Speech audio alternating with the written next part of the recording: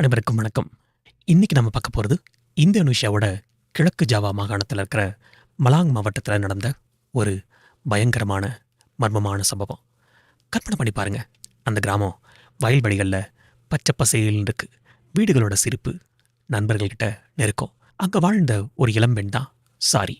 SARI. வயசு வெறும் 23. அவ அந்த கிராமத்தோட தங்கம். அவளோட குடும்பத்தினர், நண்பர்கள், பக்கத்து வீட்டுக்காரங்க எல்லாருமே அவ கூட சந்தோஷமா பழகி வந்தாங்க. அவளோட வாழ்க்கை அந்த கிராமத்தோட அமைதி மாதிரி இருந்தது ரொம்ப.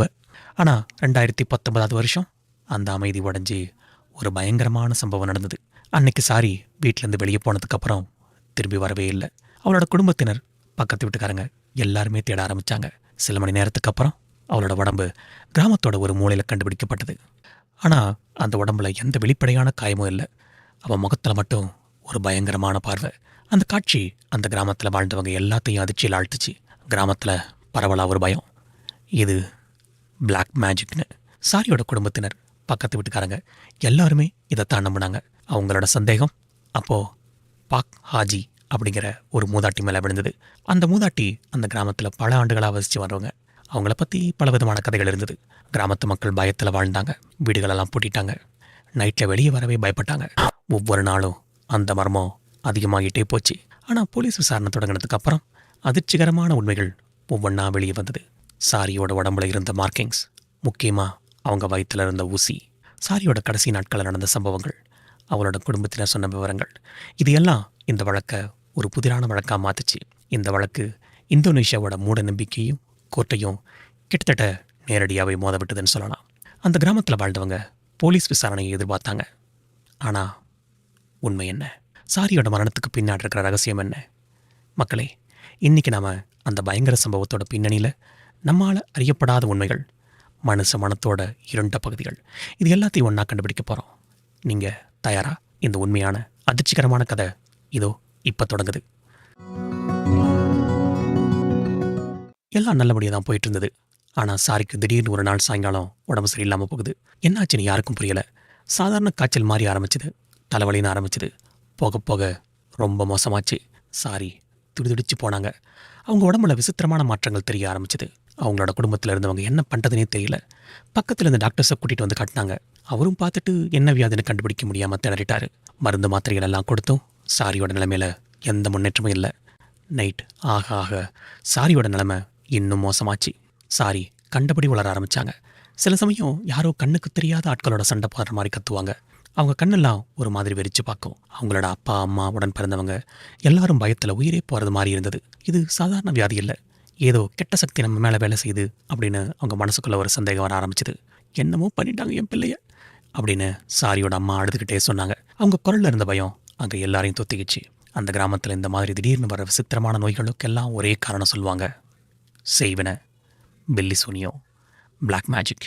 யாரோ வேணுனே கெடுதல் செய்கிறதுக்காக இந்த மாதிரி பண்ணியிருக்காங்கன்னு கிராம மக்கள் நம்ப ஆரம்பித்தாங்க. விடிய விடிய சாரி கஷ்டப்பட்டாங்க. சாரியோட குடும்பம் சாரியை சுற்றி உட்காந்து அவங்க குலதெய்வத்தை வேண்டிக்கிட்டு இருந்தாங்க. ஆனால் எதுவுமே பலன் கொடுக்கல. மறுநாள் காலையில் சூரிய உதிக்கிறதுக்கு முன்னாடி சாரியோட உயிர் பிரிஞ்சு போச்சு. அந்த சின்ன கிராமமே அந்த செய்தி கேட்டு அதிர்ந்து போச்சு. அது வரைக்கும் நல்லா பேசிகிட்டு இருந்த ஒரு பொண்ணு இன்னைக்கு இல்லைங்கிறத அவங்களால ஏற்றுக்கவே முடியலை. சாரியோட வீட்டில் ஒப்பாரி சத்தம் விண்ண பொழந்துச்சு. சாரியோட அம்மா, அப்பா, சொந்தக்காரங்க எல்லாரும் கதறி அழுதாங்க. ஆனால் அந்த அழகிக்கு நடுவுலையும் ஒரு விதமான பயம் அந்த கிராமத்தை சூழ்ந்துக்குச்சு. இது இயற்கையான மரணம் இல்லை, யாரோ வேணுனே சாரிக்கு கெடுதல் பண்ணி அவள் உயிரை எடுத்துட்டாங்கன்னு ஊர் முழுக்க பேச ஆரம்பித்தாங்க. நேற்றுக்கு சாயங்காலம் கூட நல்லா தானே இருந்தா, திடீர்னு இப்படி ஆகிறதுக்கு வாய்ப்பே இல்லையே அப்படின்னு ஒரு வயசான பாட்டி கூட சொன்னாங்க. நிச்சயமாக யாரோ செய்வனை செஞ்சுருக்காங்க. இந்த மாதிரி நேரத்தில் கிராமத்தில் சில பேர் மேலே சந்தேகம் வர்றது ரொம்ப சகஜம். குறிப்பாக யாருக்காவது சாரியோட குடும்பத்து மேலே பழைய பகை இருந்தாலோ, இல்லை கிராமத்தில் யாரோ சூனியம் வைக்கிறவங்கன்னு ஏற்கனவே ஒரு பேர் இருந்ததாலோ அவங்க மேலே தான் முதல்ல சந்தேகம் போகும். சாரியோட மரணம் அந்த கிராமத்து மக்களை ரெண்டாக பிரிச்சுதுன்னு சொல்லலாம். ஒரு சிலர் இது ஏதோ தெரியாத வியாதியாக இருக்கலாம், நம்ம அவசரப்படக்கூடாதுன்னு சொன்னாங்க. ஆனால் பெரும்பான்மையான மக்களுக்கு இது 100% பிளாக் மேஜிக் தான் அடித்து சொன்னாங்க. அவங்க மனசில் இருந்த பயம் அவங்களோட பகுத்தறிவை மழுங்கடிச்சிருச்சுன்னு சொல்லலாம். யாராக இருக்கோம்? யாருக்கு சாரி மேலே இவ்வளோ கோவம்? இந்த கேள்விகள் கிராமத்தில் ஒவ்வொருத்தர் மனசுலையும் ஓடிட்டு இருந்தது. ராத்திரியானா யாரும் தனியாக வெளியே நடமாடவே பயப்பட்டாங்க. எப்போவுமே சிரித்து கும்மாளமாக இருக்கிற அந்த கிராமம் இப்போதையில் படத்தில் வர்ற மாதிரி பயங்கர அமைதியாக இருந்தது. சாரியோட இறுதிச் சடங்குகள் எல்லாம் முடிஞ்சது. ஆனால் அவங்களோட மரணத்தை சுற்றி இருந்த மர்மம் மட்டும் விலகவே இல்லை. நாளாக நாளாக கிராம மக்களோட பயம் இன்னும் அதிகமாச்சே தவிர குறையல. அவங்க ஒருத்தர் சந்தேகத்தோட பார்க்க ஆரம்பிச்சாங்க. பக்கத்து வீட்டில் இருக்கிற பாக் ஹாஜி மேலே தான் எனக்கு சந்தேகமாக இருக்குன்னு ஒருத்தர் மெதுவாக சொன்னார். பாக் ஹாஜி ஏற்கனவே பார்த்த அந்த வயசான மூதாட்டி. அவங்க கொஞ்சம் தனிமையாக வாழ்ந்து வந்தாங்க. சில சமயம் அவங்க செய்கிற விஷயம் மற்றவங்களுக்கு விசித்திரமாக தெரியலாம். ஆனால் இந்த மாதிரி நேரத்தில் அவங்க மேலே சந்தேகம் வர்றது இயல்பு தானே. ஆனால் எந்த ஆதாரமும் இல்லாமல் யாரையும் குற்றம் சொல்ல முடியாது. சாரியோட குடும்பத்தினர் என்ன பண்ணுறதுன்னு தெரியாமல் தவிச்சாங்க. அவங்களுக்கு ஒரு பக்கம் அவங்க பொண்ணை இழந்த துக்கம், இன்னொரு பக்கம் இந்த செய்வனை வெள்ளி சூன்யம் மேலே இருந்த நம்பிக்கை கலந்த பயம். அவங்களுக்கு போலீஸ் ஸ்டேஷன் போகலாமா வேணாமான்னு ஒரு குழப்பம். ஏன்னா பிளாக் மேஜிக் எல்லாம் போலீஸ் ஏற்றுக்குவாங்களா? இதுக்கு சட்டத்தில் இடம் இருக்கா? இந்த மாதிரி பல கேள்விகள். ஆனால் அவங்க பொண்ணுக்கு நியாயம் கிடைக்கணும் இல்லையா? அவளை இந்த நிலைமைக்கு ஆளாக்குனது யாருன்னு தெரிஞ்சுக்கணும். அந்த கிராமத்தில் பிளாக் மேஜிக்ங்கிறது வெறும் கதை இல்லை, அது அவங்களோட வாழ்க்கையோட ஒரு அங்கமாக இருந்துச்சு. நல்லது நடந்தாலும் சரி, கெட்டது நடந்தாலும் சரி, அதுக்கு பின்னாடி ஏதோ ஒரு அமானுஷ சக்தி இருக்குது அப்படின்னு அவங்க உறுதியாக நம்பினாங்க. சாரியோட மரணம் அந்த நம்பிக்கையை இன்னும் அதிகமாக்குச்சு. ஒரு இளம் பெண்ணோட திடீர் மரணம் ஒரு கிராமத்தையே பீதியில் ஆழ்த்தி இருக்கு. இதுக்கு காரணம் பிளாக் மேஜிக்கா இல்லை வேற ஏதாவது மர்மம் இதுக்கு பின்னாடி ஒளிஞ்சிருக்கா? சாரியோட குடும்பம் அடுத்து என்ன செய்ய போகிறாங்க? போலீஸ் இந்த வழக்கை எப்படி கையாள போகுது? அடுத்த அத்தியாயத்தில் சாரி யாரு, அவளோட பின்னணி என்ன, அவள் குடும்பத்துக்கும் மற்றவங்களுக்கு இருந்த உறவு முறைகள் எப்படி, இதை பற்றிலாம் விரிவாக பேசலாம். ஒருவேளை அதில் இருந்து இந்த மர்ம முடிச்சுகளை அவிழ்க்கிறதுக்கான சில துப்புகள் நமக்கு கிடைக்கலாம். வாங்க பயணிக்கலாம்.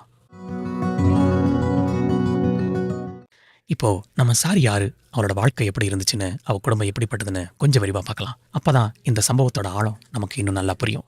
அவளோட அப்பா அம்மாவுக்கு ரொம்ப செல்ல பொண்ணு. அவளுக்கு ஒரு அண்ணனும் ஒரு தங்கச்சி இருந்தாங்க. ஒரு சாதாரண விவசாய குடும்பம் தான் அவங்களோடது. அவங்க அப்பா அம்மா 2 பேருமே காலையிலிருந்து சாயங்காலம் வரைக்கும் வயலில் வேலை செஞ்சு தான் குடும்பத்தை காப்பாற்றிட்டு வந்தாங்க. கஷ்டமான வாழ்க்கைனாலும் சந்தோஷத்துக்கு குறைவே இல்லாமல் வாழ்ந்துட்டு வந்தாங்க. சாரியும் பார்க்கறதுக்கு ரொம்ப லட்சணமாக அழகாக இருப்பாங்க. எப்பவுமே சிரிச்ச முகத்தோட கலகலன்னு பேசிகிட்டு இருப்பாங்க. அவங்க கிராமத்தில் எல்லாருக்கும் பிடிச்ச பொண்ணு. சின்ன வயசுலேருந்தே ரொம்ப சுறுசுறுப்பான பொண்ணு. வீட்டு வேலைகளில் அம்மாவுக்கு ஒத்தாசை செய்கிறதுல ஆரம்பித்து வயலில் அப்பாவுக்கு சின்ன சின்ன உதவிகள் செய்கிற வரைக்கும் எல்லாத்துலேயும் சாரி முன்னாடி நிற்பாங்க. பள்ளி படிப்பு முடிஞ்சதுக்கப்புறம் மேற்கொண்டு படிக்க வைக்க அவங்க குடும்ப சூழ்நிலையில் வசதி இல்லை. அதனால சாரி வீட்டில் இருந்து சின்ன சின்ன கைவேலைகள் செஞ்சு குடும்பத்துக்கு ஒரு உதவியாக இருந்தாங்க. அவங்க தைக்கிற துணிகளுக்கும் செய்கிற கைவினை பொருட்களுக்கும் அந்த பகுதியில் கொஞ்சம் பிரபலமும் கூட. அவங்களோட அண்ணனுக்கு கல்யாணம் ஆகி தனி குடும்பத்தோட பக்கத்து ஊரில் செட்டில் ஆயிட்டாரு. தங்கச்சி இன்னும் ஸ்கூலுக்கு போயிட்டு இருந்தாங்க. அதனால வீட்டு பொறுப்புகளில் நிறைய சாரி தான் பார்த்துக்கிட்டாங்க. அவள் அம்மாவுக்கு ஒரு மகளா மட்டும் இல்லாமல் ஒரு தோழி மாதிரியும் இருந்தாங்க. பொதுவாக சாரியோட குடும்பம் ரொம்ப அமைதியான சுபாவம் கொண்டவங்க. யார் வம்புக்கும் போக மாட்டாங்க, மற்றவங்க விஷயத்தில் தலையிடவும் மாட்டாங்க. அவங்க உண்டு, அவங்க வேலை உண்டுன்னு வாழ்ந்துட்டு இருப்பாங்க. அதனால அவங்களுக்கு ஊருக்குள்ள பெரிய எதிரிகள் அப்படின்னு யாருமே இல்லை. இருந்தாலும் சின்ன சின்ன மனஸ்தாபங்கள், சண்டைகள் கிராமத்துக்குள்ள வருது சகஜம் தானே. சாரியோட குடும்பத்துக்கும் அப்படி சில விஷயங்கள் நடந்திருக்கலாம். ஆனா அது உயிரை எடுக்கிற அளவுக்கு பெரிய பகையா இருக்குமான்னு கேட்டா நிச்சயமா பெரிய சந்தேகம் தான். சாரி கல்யாண வயசு நெருங்கிட்டு இருந்தது. அவங்க அப்பா அம்மா அவளுக்கு மாப்பிள்ளை பார்க்க ஆரம்பிச்சிருந்தாங்க. சில வரன்கள் கூட வந்து போயிட்டு இருந்தது. சாரியும் கல்யாண கனவுகளோட புது வாழ்க்கை ஆரம்பிக்கிறதுக்காக அவளோட காத்துக்கிட்டு இருந்தாங்க. அவளுக்கு அந்த கிராமத்தில் சில தோழிகள் இருந்திருக்காங்க. அவங்களோட சேர்ந்து கோயிலுக்கு போகிறது, திருவிழாக்களில் கலந்துக்கிறது, சாயங்கால நேரங்களில் ஆத்தங்கரையில் உட்காந்து அரட்டை அடிக்கிறதுன்னு சாரியோட இளமை காலம் ரொம்பவுமே சந்தோஷமாக கழிஞ்சிட்டு இருந்தது. அவங்க எப்பவும் அடுத்தவங்களுக்கு உதவி செய்கிற மனப்பான்மை கொண்டவங்க. அந்த கிராமத்தில் யாருக்காவது உடம்பு முடியலன்னா ஆளாக போய் நிற்கிறது சாரி தான். அந்த கிராமத்தில் சாரி மாதிரி ஒரு நல்ல பொண்ணு திடீர்னு இப்படி மர்மமான முறையில் இறந்து போனதை யாராலையுமே ஜீரணிக்க முடியல. அவள் எறும்புக்கு கூட தீங்கி நினைக்காதலாச்சே, அவளுக்கு போய் இப்படி ஒரு நிலைமையான ஊர் மக்கள் எல்லாம் கண்ணீர் விட்டாங்க. சாரியோட மரணத்துக்கு முன்னாடி சில நாட்கள் அவளோட நடவடிக்கையில் ஏதாவது மாற்றம் தெரிஞ்சுதான்னு அவங்க குடும்பத்துக்கிட்டையும் தோழிகள்கிட்டையும் விசாரிச்சப்போ அப்படி குறிப்பிட்டு சொல்ல முடியும் எதுவும் இல்லைன்னு தான் சொன்னாங்க. அவள் எப்பவும் போல இயல்பாக தான் இருந்திருக்கா. ஆனால் கிராமத்தில் சில பேர் சாரி கொஞ்ச நாளாக கொஞ்சம் பேசாமல் அமைதியாக இருந்ததாகவும் யார்கிட்டையும் அதிகமாக பேசாமல் இருந்ததாகவும் சொன்னாங்க. ஒருவேளை அவள் மனசுக்குள்ளே எதையாவது வச்சுக்கிட்டு கஷ்டப்பட்டு இருந்தாலும் என்னவோ. இல்லை அவளுக்கு தெரியக்கூடாத ரகசியம் ஒன்று தெரிஞ்சிருக்கு, அதனால் அவளுக்கு சில பிரச்சனைகள் அப்படின்னு சில வதந்திகள் கூட பரவ ஆரம்பிச்சது. இப்படிப்பட்ட ஒரு பின்னணியிலிருந்து வந்த பொண்ணு தான் சாரி. அந்த சாதாரண கிராமத்து பொண்ணு நிறைய கனவுகளோட ஆசைகளோட வாழ்ந்துகிட்டு இருந்தவ திடீர் மரணம். அவள் குடும்பத்துக்கு மட்டும் இல்லை, அந்த முழு கிராமத்துக்கே ஒரு மிகப்பெரிய இழப்பு. அவங்களோட அப்பா அம்மா எங்கள் பிள்ளைக்கு இப்படி கதி வர அளவுக்கு நாங்கள் யாருக்கு என்ன பாவம் பண்ணோன்னு சொல்லி அழுதுட்டு இருந்தது. கண் நெஞ்சத்தை கூட கரைய வைக்கிற மாதிரி இருந்தது. அவங்க பொண்ணுக்கு நியாயம் கிடைக்கணும், அவளை இந்த நிலைமைக்கு ஆளாக்கியவங்க தண்டிக்கப்படணுங்கிறது மட்டும்தான் அவங்களோட ஒரே கோரிக்கையாக இருந்தது.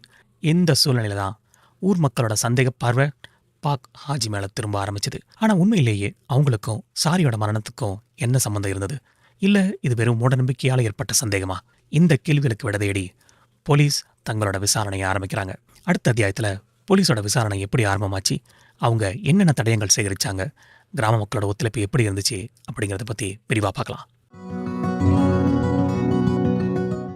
சாரி இறந்து போய் சில நாட்கள் ஆகியிருந்தது. கிராமமே ஒருவித பதட்டத்தோடவும் பயத்திலையும் மூழ்கி இருந்துச்சு. சாரியோட குடும்பம் அவங்க பொண்ணுக்கு ஏற்பட்ட கதிக்கு காரணம் பிளாக் மேஜிக் தான் அப்படின்னு ஆழமாக நம்பினாங்க.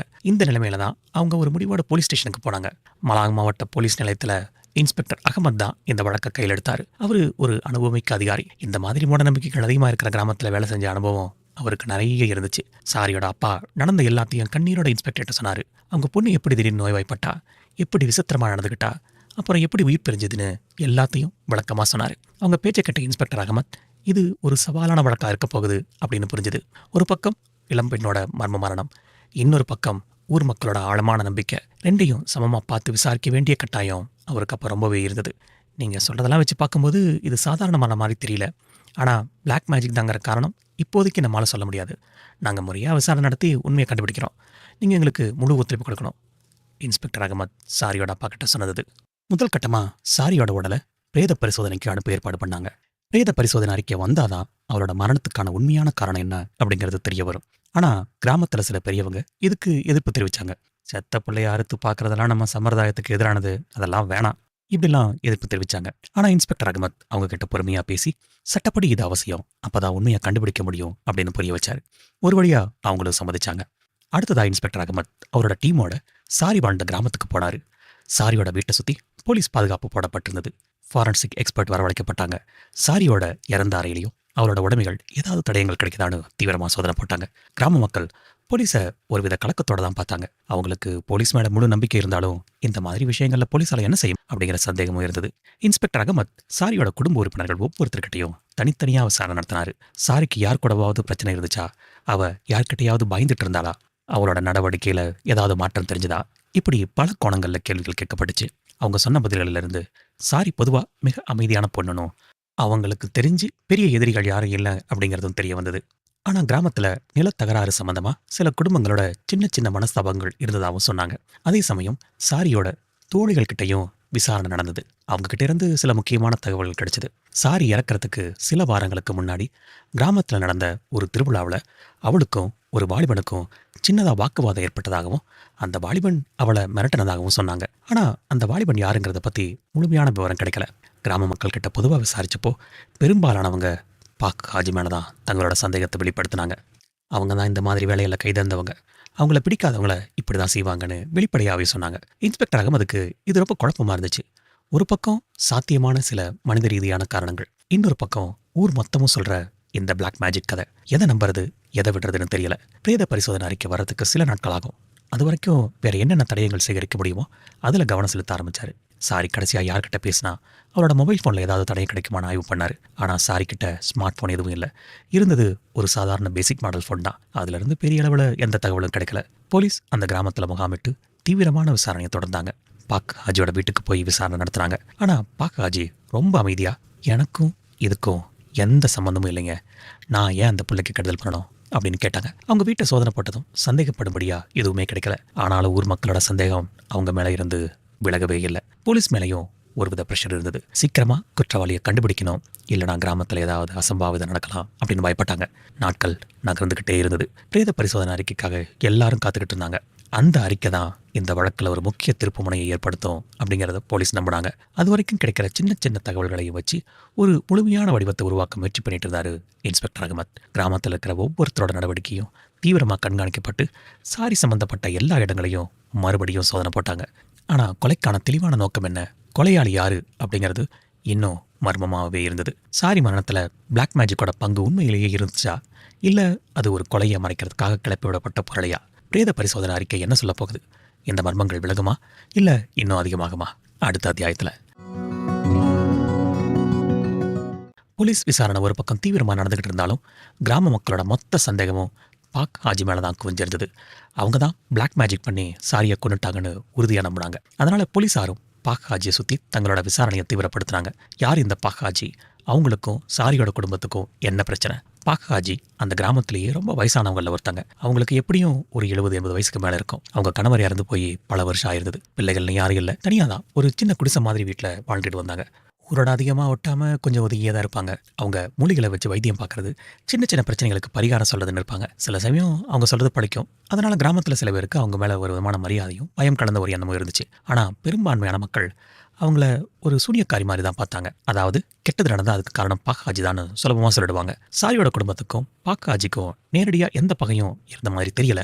பட் சில வருஷங்களுக்கு முன்னாடி சாரியோட தாத்தாவுக்கும் பாக்காஜியோட கணவருக்கும் நிலத்தகராறு சம்பந்தமா ஒரு சின்ன சண்டை நடந்ததா ஊருக்குள்ள ஒரு பேச்சு இருக்கு. அது ரொம்ப வருஷத்துக்கு முன்னாடி நடந்த ஒரு விஷயம். அதுக்காக போய் இப்ப பழி வாங்குவாங்களா அப்படின்னு கேட்டா கொஞ்சம் சந்தேகம்தான். ஆனா கிராம மக்களோட ப்ரெஷர்னால போலீஸ் பாக்காஜிய மறுபடியும் விசாரணைக்கு கூப்பிட்டாங்க. இந்த முறை கொஞ்சம் கடுமையாவே விசாரிச்சாங்க. உங்களுக்கும் சாரி குடும்பத்துக்கும் என்ன பிரச்சனை, நீங்க ஏன் அவளை கொல்லணும் அப்படின்னு இன்ஸ்பெக்டர் அகமத் கேட்டாரு. பாக்காஜி அதே பதில தான் சொன்னாங்க. எனக்கு யாரும் எதிரிங்க இல்லை, நான் உண்டு என் வேலை உண்டுன்னு இருக்கேன். அந்த புள்ள மேலே எனக்கு எந்த கோபமும் இல்லை. நான் ஏன் அவளுக்கு கெடுதல் செய்ய போகிறேன். அவங்க குரல்ல ஒரு வித விரக்தியும் சோகமும் தெரிஞ்சது. போலீஸ் அவங்க வீட்டை மறுபடியும் சோதனை போட்டாங்க. இந்த முறை அவங்க வீட்டில் மூலிகைகள், சில விசித்திரமான பொருட்கள், பழைய ஓலைச்சுவடிகள் மாதிரியான சில விஷயங்கள் கிடைச்சது. கிராம மக்கள் இதை பார்த்ததும், பார்த்தீங்களா, இவங்க தான் சூனியம் வச்சிருக்காங்க, இதுதான் ஆதாரம் அப்படின்னு கத்த ஆரம்பிச்சிட்டாங்க. பட் இன்ஸ்பெக்டர் அகமதுக்கு இது மட்டுமே போதுமான ஆதாரமாக தெரியல. இந்த மாதிரி பொருட்கள் மூலிகை வைத்தியம் செய்கிறவங்க வீட்டில் இருக்கிறது ரொம்ப சகஜம். இதை வச்சு மட்டுமே ஒருத்தரை குற்றவாளின்னு சொல்லிட முடியாது.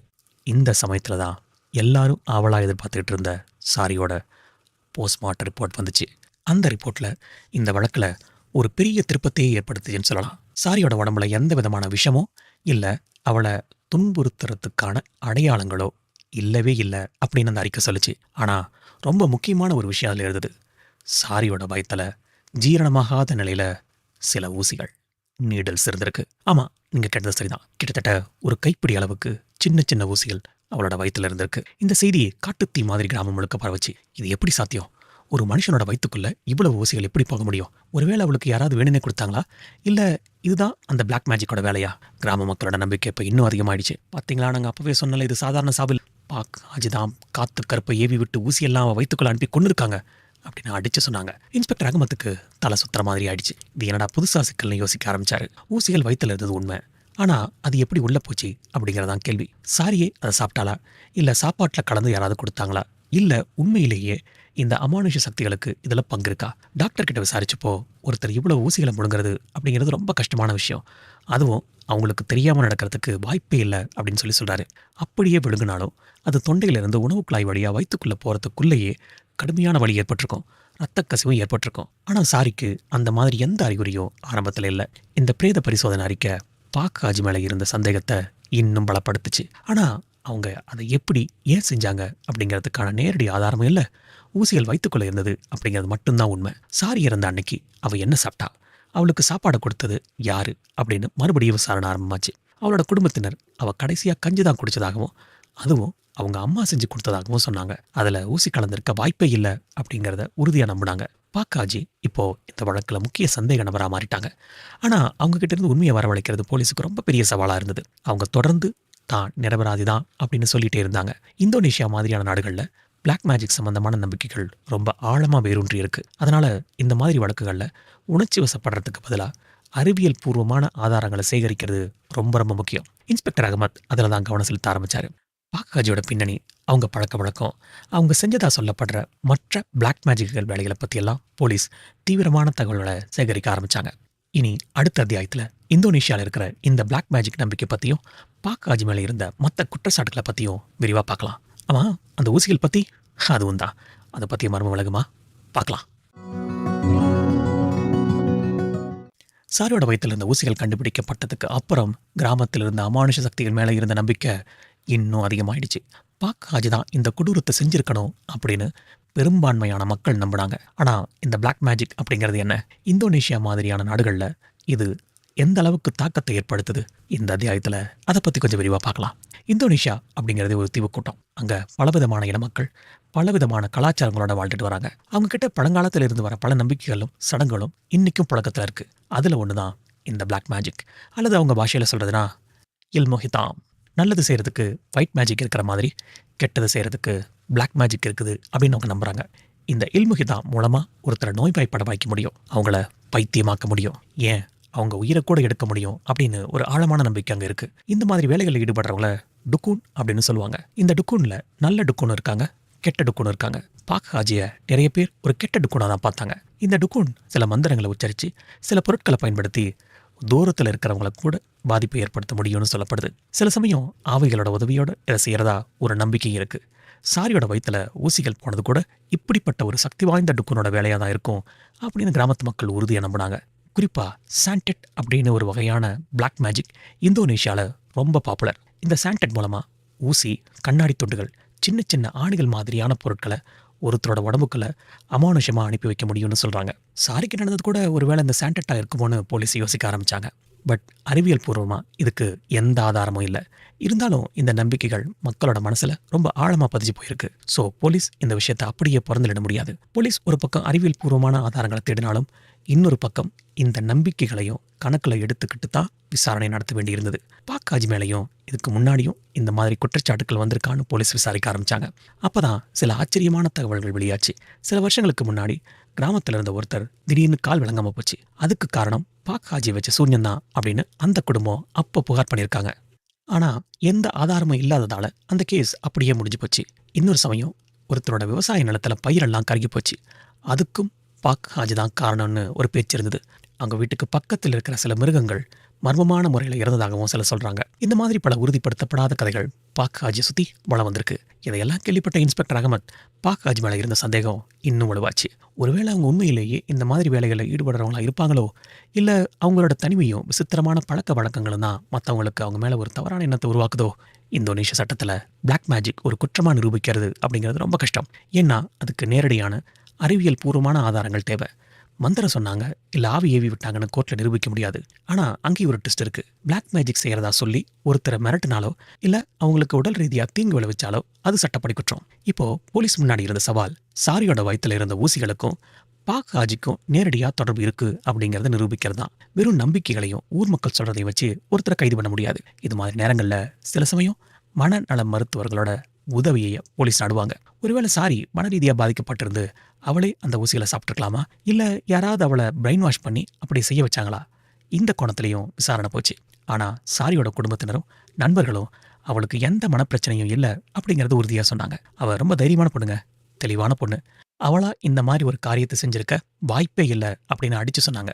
இந்தோனேஷியால சில பகுதிகளில் இந்த டுக்குன் ரொம்ப சக்தி வாய்ந்தவங்களா கருதப்படுறாங்க. அவங்களுக்கு அரசியல்வாதிகள் மத்தியில கூட நல்ல செல்வாக்கு இருக்குன்னு சொல்லப்படுது. அதனால அவங்க மேல நடவடிக்கை எடுக்கிறது அப்படிங்கிறது சில சமயம் போலீஸ்க்கு கூட சவாலா இருக்கும். இந்த வழக்குல இன்ஸ்பெக்டர் அகமத் ரொம்ப கவனமா ஒவ்வொரு அடியை எடுத்து வச்சாரு. அவரோட உணர்வுகளுக்கு இடம் கொடுக்காம ஆதாரங்களுக்கு மட்டுமே இடம் கொடுத்து செயல்படணும் அப்படிங்கிற ஒரு முடிவோடு இருந்தாரு. ஏன்னா ஒரு சின்ன தவறான முடிவு கூட ஒரு நிரபராதிய குற்றவாளியாக்கிடலாம், இல்ல உண்மையான குற்றவாளி தப்பிச்சு போகவும் வழிவகுக்கலாம். பாக்காஜி உண்மையிலேயே ஒரு டுக்குனா? அவங்க தான் சாரிக்கு இந்த கதியை உண்டாக்கினவங்களா, இல்ல கிராம மக்கள் மூட நம்பிக்கைக்கு அவங்களா பலிகடாக்கப்படுறாங்களா?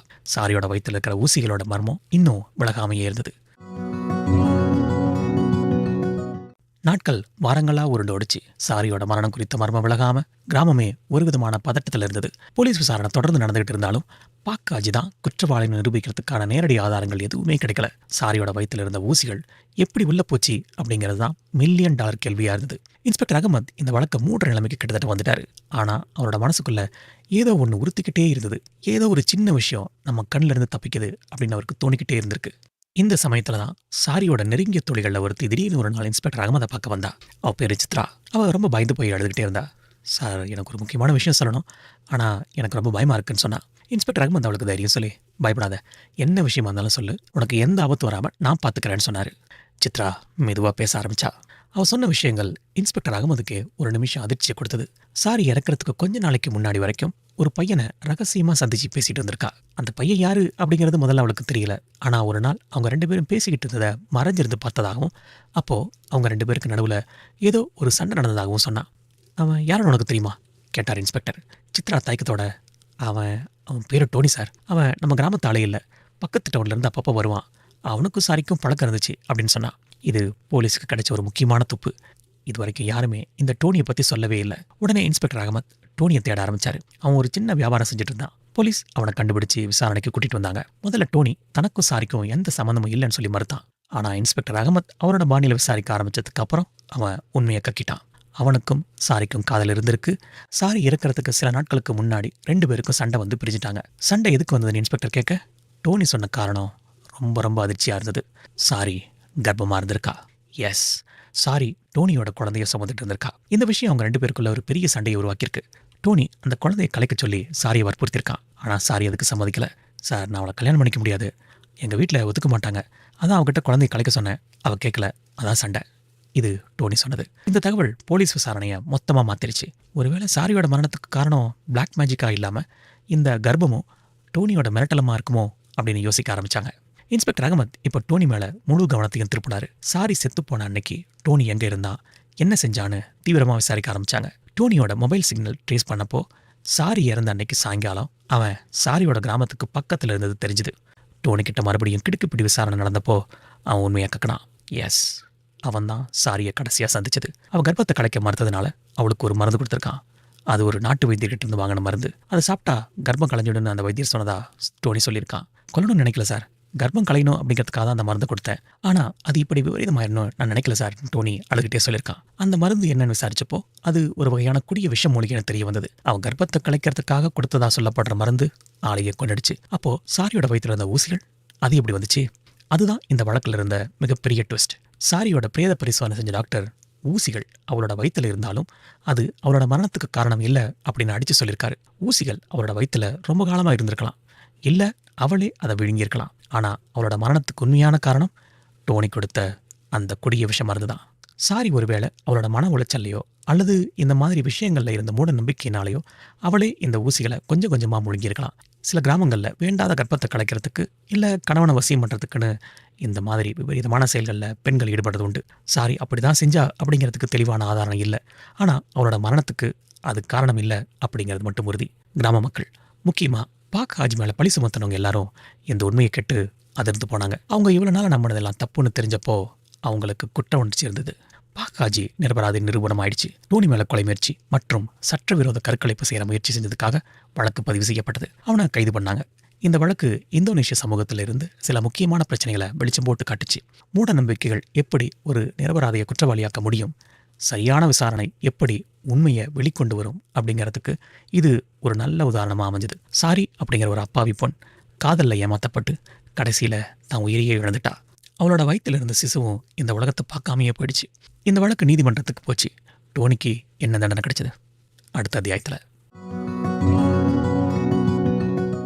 டோனி மேல வழக்கு விசாரணை மலாங் மாவட்ட நீதிமன்றத்தில் நடந்தது. அவனுக்கு எதிரான வலுவான ஆதாரங்கள் இருந்தது. அவன் கொடுத்த விஷம் மருந்துதான் சாரியோட மரணத்துக்கு காரணம். பிரேத பரிசோதனை அறிக்கை தெளிவாக சொல்லிச்சு. சித்ரா மாதிரியான சாட்சிகளோட வாக்குமூலங்களும் அவனுக்கு எதிராக அமைஞ்சது. விசாரணையின் போது டோனி தான் செஞ்ச குற்றத்தை ஒப்புக்கிட்டான். ஆனா அவன் சாரியை கொல்லணும்னு நினைக்கலனோ கர்ப்பத்தை கலைக்க மட்டும்தான் முயற்சி பண்ணதாகவும் சொன்னான். இருந்தாலும் அவனோட செயல் ஒரு உயிரையே பறிச்சிருக்கு. அதுவும் இல்லாம சட்டவிரோத கருக்கலைப்பு செய்ய முயற்சி பண்ணதும் ஒரு பெரிய குற்றம். நீதிமன்றம் எல்லா சாட்சியத்தையும் ஆதாரத்தையும் பரிசீலனை பண்ணி டோனிக்கு கடுமையான தண்டனை விதிச்சாங்க. அவனுக்கு கிட்டத்தட்ட 13 வருஷ ஜெயில் தண்டனை கிடைச்சது. சட்டம் தன்னோட கடமை செஞ்சாலும் சாரியோட குடும்பத்துக்கு அவங்க பொண்ணு திரும்ப கிடைக்க போறதில்ல. அவங்க மனசுல இருந்த ஆறாத வடு அப்படியே தான் இருக்க போகுது. இந்த சம்பவத்துக்கு அப்புறம் பாக் ஹாஜி மேல கிராம மக்கள் வச்சிருந்த தப்பான எண்ணம் கொஞ்சம் கொஞ்சமா மாற ஆரம்பிச்சது. அவங்க நிரபராதின்னு தெரிஞ்சதும் சிலர் அவங்க கிட்ட போய் மன்னிப்பு கேட்டாங்க. ஆனா இத்தனை நாள் பட்ட அவமானமும் வலியும் அவங்க மனசை விட்டு அவ்வளவு சுலபமா போகாது. இருந்தாலும் அவங்க வழக்கம் போல தன்னோட வாழ்க்கையை வாழ ஆரம்பிச்சாங்க. யார்கிட்டையும் எந்த கோபத்தையும் காட்டிக்கல, எல்லாத்தையும் மேல இருக்கிறவன் பார்த்துப்பான் அப்படின்னு மட்டும்தான் அவங்க சொன்னாங்க. அவங்களோட இந்த மனப்பக்குவம் சில பேரையாவது யோசிக்க வச்சிருக்கோம். இந்த வழக்கு இந்தோனேஷியா பிளாக் மேஜிக் சம்பந்தமான சட்டங்கள்ல சில விவாதங்களையும் கிளப்புச்சு. மூட நம்பிக்கைகளால் ஏற்படுற குற்றங்களை எப்படி கையாளுறது, அதுக்கு எப்படி தண்டனை கொடுக்கணும் அப்படிங்கிறத பத்தி சட்ட வல்லுநர்கள் பேச ஆரம்பிச்சாங்க. இந்த மாதிரி சம்பவங்கள் இனிமேலும் நடக்காம இருக்கணும்னா மக்களுக்கு விழிப்புணர்வு ஏற்படுத்துறது ரொம்ப முக்கியம் அப்படிங்கிறத அரசாங்கமும் இருந்தாங்க. பள்ளிகள்ல, சமூக நலக்கூடங்கள்ல மூட நம்பிக்கைகளுக்கு எதிரான பிரச்சாரங்கள் நடத்தப்பட்டது. அறிவியல் பூர்வமான சிந்தனைகள் மட்டும்தான் ஒரு சமூகத்தை வளர்த்தெடுக்கும் அப்படிங்கிறதுல மாற்றுக்கருத்து இருக்க முடியாது. சாரியோட கிராமத்தை பொறுத்த வரைக்கும் இன்னும் சில பேர் அமானுஷங்கள் மேல நம்பிக்கை வச்சிருந்தாலும் நிறைய பேர் இதுல இருந்து இப்போ கொஞ்சம் கொஞ்சமா வெளியே வந்துட்டு இருக்காங்க. இந்த சம்பவங்கள் சில முக்கியமான விஷயங்களை நமக்கு கற்றுக் கொடுக்குது. முதல் விஷயம், எந்த ஒரு பிரச்சனைக்கும் உணர்ச்சி வசப்பட்டு முடிவெடுக்கக்கூடாது. 2வது, மூட நம்பிக்கைகள் நம்ம கண்களை மறைச்சி பல தவறான முடிவுகளை எடுக்க வச்சிரும். 3வது, காதல்ங்கிறது ஒரு அழகான உணர்வு. அதில் பொறுப்பும் நேர்மையும் இல்லைனா அதுவே ஒரு பெரிய ஆபத்தாக மாறிடும். சாரி மாதிரியான அப்பாவி பெண்கள் இனியும் இந்த மாதிரி வஞ்சகமான காதலில் சிக்கி தங்களோட வாழ்க்கையை இழக்கக்கூடாது. அதுக்கு சமூகத்தில் ஒவ்வொருத்தரும் பொறுப்பேற்றுக்கணும். இந்த வழக்கு ஒரு தனிப்பட்ட பொண்ணோட சோகக்கதை மட்டும் இல்லை, ஒரு சமூகத்தோட மனநிலையை காட்டுற ஒரு கண்ணாடி. குறிப்பாக இந்த மாதிரியான சம்பவங்கள் இனிமேல் நடக்காமல் இருக்கணும் அப்படின்னா கல்வியும் விழிப்புணர்வும் பகுத்தறிவும் தான் ஒரே வழி. ஆல்ரைட் மக்களே, இன்னைக்கு நம்ம பார்த்த இந்த பிளாக் மேஜிக் இன் ஜாவா அப்படிங்கிற பயங்கர சம்பவம் உங்களை நிச்சயம் பாதிச்சிருக்கும் நம்புறேன். இந்த மாதிரி ஒரு சோகமான நிகழ்வு இனி யாருக்கும் நடக்கக்கூடாதுன்னு நம்ம எல்லாம் பிரார்த்திப்போம். அப்புறம் கடைசியாக ஒரு விஷயம், சாரியோட வயிற்றுல இருந்த அந்த ஊசிகளை பற்றி. சாரியோட வயிற்றுல ஊசிகள் இருந்தது அப்படிங்கிறது உண்மைதானாலும் அது அவளோட மரணத்துக்கு காரணம் இல்லை அப்படிங்கிறத நம்ம ஏற்கனவே சொன்னோம். அப்படின்னா எப்படி தான் சாரியோட வயிற்றுல ஊசிகள் வந்தது? அதை பற்றி சில குறிப்புகளை பார்த்துடலாம். 1, மரணத்துக்கு காரணம் இல்லை. பிரேத பரிசோதனை அறிக்கைப்படி அது சாரியோட மரணத்துக்கு காரணம் இல்லை. இது நம்ம ஏற்கனவே பார்த்தது தான். 2வது, சாரி மிகுந்த மன உளைச்சல் இருந்ததுனால அல்லது சில மூட நம்பிக்கைகள் அடிப்படையில் அந்த ஊசியை அவளே கொஞ்சம் கொஞ்சமாக சாப்பிட்டுக்கலாம் அப்படிங்கிறது போல கதை ஊகிக்கப்படுது. டோனியோட உறவு, கர்ப்பம் இந்த மாதிரி பிரச்சனைகளில் அவள் மனதளவில் பாதிக்கப்பட்டிருக்கலாம். 3வது, மூட நம்பிக்கை சார்ந்த நடைமுறைகள். இந்தோனேஷியா, அதுக்கப்புறம் தென்கிழக்கு ஆசிய பகுதிகளில் சுசுக் எனப்படும் தாயத்து ஊசிகளை அழகு, ஆரோக்கியம் அல்லது கவர்ச்சிக்காக உடம்புல செலுத்திக்கிற வழக்கம் சில பேர்கிட்ட இருக்கு. இது பொதுவாக ஷாமன்ஸ் அல்லது மந்திரவாதிகள் டுங்குன்னால ஒருவேளை இது மாதிரி ஏதேனும் ஒரு நம்பிக்கையின் பேரில் தனக்குத்தானே தீங்கு விளைவிக்க வகையில் இந்த ஊசிகளை உட்கொண்டிருக்கலாம். சில சமயங்களில் மன உளைச்சல் இருக்கிறவங்க அல்லது குழப்பத்தில் இருக்கிறவங்க இது மாதிரி செயல்களில் ஈடுபட வாய்ப்பு இருக்கிறதாகவும் சொல்லப்படுது. எதனால அப்படிங்கிறதுக்கான துல்லிய காரணம் தெரியல. எது எப்படியோ இப்போ வரைக்குமே ஊசிகள் ஒரு புதிரான விஷயமா தான் இருக்கு. ஆல்ரைட் மக்களே, இந்த கதை இவ்வளவுதான். இது பற்றி உங்களோட கருத்துக்களை பதிவிடுங்க. மீண்டும் ஒரு ரியல் ஸ்டோரியில் நாளை மறுதினம் சந்திப்போம். பாய்.